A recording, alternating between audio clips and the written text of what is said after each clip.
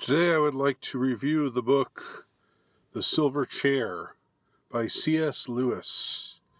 The Silver Chair is part of the Chronicles of Narnia, but it's the book that I think is maybe the most overlooked, just because it's right smack in the middle of the 7 books that make up the Chronicles of Narnia. To me, from what I can remember, it's the best of the 7. It's certainly my favorite of the series, and I'm a fan of the series. Have been since my childhood. Um, so that's saying something. I think that the Silver Chair, and some of those of you old enough to remember that there was a band in the '90s called Silver Chair. I don't think there's anything special about them, but they chose that title to name their band after. I don't know for any reason other than that it sounded cool. But there you go. Now I want to just talk about certain things that I find really strikingly interesting about the Silver Chair as as a book in this greater series of this fantasy adventure series that's as popular with many people as the J.R.R. Tolkien series about the ring. What do they call it? The Fellowship of the Ring. Um, all that stuff. The Middle Earth Chronicles. Um, and of course, C.S. Lewis and Tolkien were friends. They were part of the Inklings, a group of academics who were into fantasy writing and who got together regularly, and they showed each other their work and helped one another out.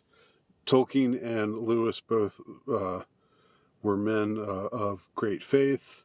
Tolkien was Catholic. Lewis was Anglican. But I would say that while Tolkien's series has references or uh, analogical aspects that you could relate to faith, I think the Chronicles of Narnia, it's a little bit because they were written for children. Although I don't think I think you can enjoy them at any age. I want to make that clear. But I think because they were written for children, they have a bit more. It's a bit more direct. It's never what I would say didactic, and I think you can enjoy it whatever your faith may be, even if you have no faith. But I would say that it's a series where you have an easier time. For example, if you don't if you're not, even if you're a kid, you probably understand at some point that Aslan is God. It's pretty hard to see that Aslan, the great lion Aslan, is not the Christian God. It's it's pretty much right there spelled out for you. And I remember getting that even when I was young. Anyhow, let me get into talking about the Silver Chair because I just recently reread it and have a renewed appreciation of it. So let's talk about it. This book follows. There's just various things I can say about the book that I find endearing and intriguing, and the two main characters are one of the things that I think draws us in to the book. Eustace Scrubb, who appeared in the earlier book, The Voyage of the Dawn Treader, he was originally this spoiled little twit, but over the course of Voyage of the Dawn Treader, he became reformed, and then he by the time it's over, he's a proper little boy again with all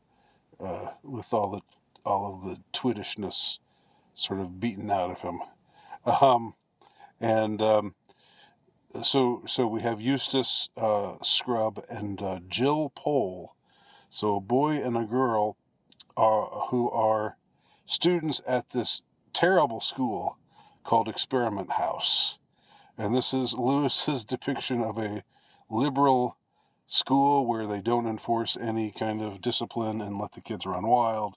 And so as a result, all of the mean kids rule the roost, and nothing is ever done about it.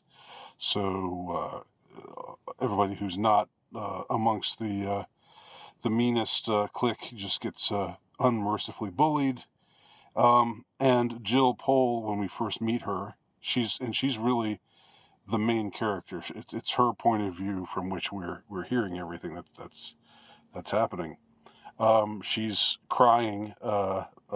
She's hiding away, crying because she's had to endure a bit of pretty nasty bullying.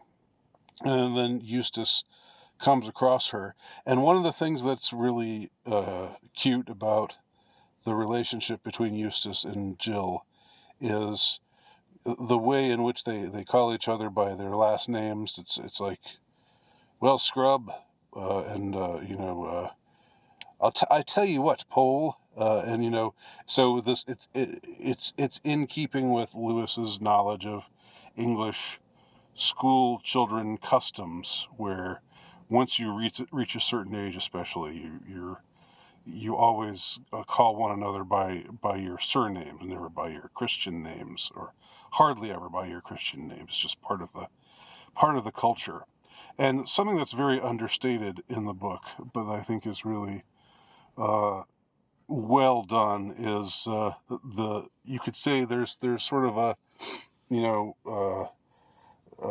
there's a very innocent kind of budding romance between these two characters, although it's never spelled out for certain. You can see it in certain things certain ways in which that they relate to one another, certain things that they say at certain times cause you to see that they're quite fond of one another, and it's very sweet. And but again, tastefully done, because these are like 12 or 13-year-old kids. So there's nothing, there's absolutely nothing blatant, but you just can kind of see that they like each other. Now, at the beginning of the book, Eustace knows about this land, this foreign land, this magical land called Narnia, and he tells Jill about it, and they decide to try to summon Aslan, and then they get chased by some of the mean kids, and then eventually get pulled into Narnia, and it's Eustace's second time in Narnia, Jill's first time. So again, everything we hear is through the point of view of Jill. There's a sequence in, I think, chapter 2 that is so cool that I remember when I read this as a kid, that I went back and read that chapter again just because I loved the description so much. When they first enter Narnia, they start out in the realm of Aslan, the place where Aslan dwells, which is on a high mountain, far away from where the action takes place. And Aslan meets up with Jill, and Eustace and Jill both get transported to Narnia in just the coolest way. First, Jill is told that she has to keep, that there are 4 signs that she has to keep, that it's very important that she remember. And they're all about finding this prince who has gone lost. And and so that becomes part of their adventure. But the description in that chapter about how they get how Aslan takes transports them to Narnia on his breath is so cool.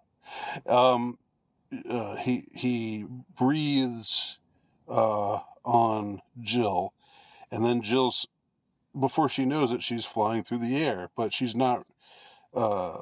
She's not. It's not a frightening thing. It's just sort of like, wow, I'm going through the air, and the description of her seeing things and flying in this particular direction on this particular trajectory, and then eventually getting lower and seeing the clouds and hearing the waves and hearing the birds and then coming up on a particular site where there's a ship about to leave, and there's all this fanfare around the ship, this Narnian fanfare, and then she lands on the ground, and it's so wonderfully described.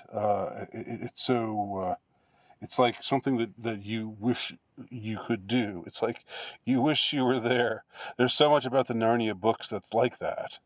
You wish that it was real. You wish you could go there. Most people know the first book, The Lion, the Witch, and the Wardrobe, and that involves this magic wardrobe that was built from. We find out later in the series from a tree, a tree in Narnia. So sometimes you open the wardrobe, and Aslan willing, you can. There's no end to the back of the wardrobe. You just keep walking and walking, and then you're in Narnia. And there's all kinds of cool ways in which the kids find themselves in Narnia again. Narnian time is another interesting thing. The way that it works is whenever you leave Earth and you enter Narnia, you can stay in Narnia for years. You can live, your whole life in Narnia and be an old man. And then if you're taken back to Earth again, then you will come back to the same spot where you left, and you will be the exact same age that you were when you left. But once you leave Narnia, you don't know how much time is passing in Narnia. So Earth time just freezes for all the time you're gone, and and then when you come back, you're right back where you came from at exactly the moment when you left, and you're back at the age that you were. So no matter how long you're gone, if you're gone an hour, if you're gone a year, if you're gone, decades, you still come back as yourself, as you were, the age that you were when you left. But if you enter Narnia again, it might be 100 years later, it might be 500 years later. So that's how Narnian time works.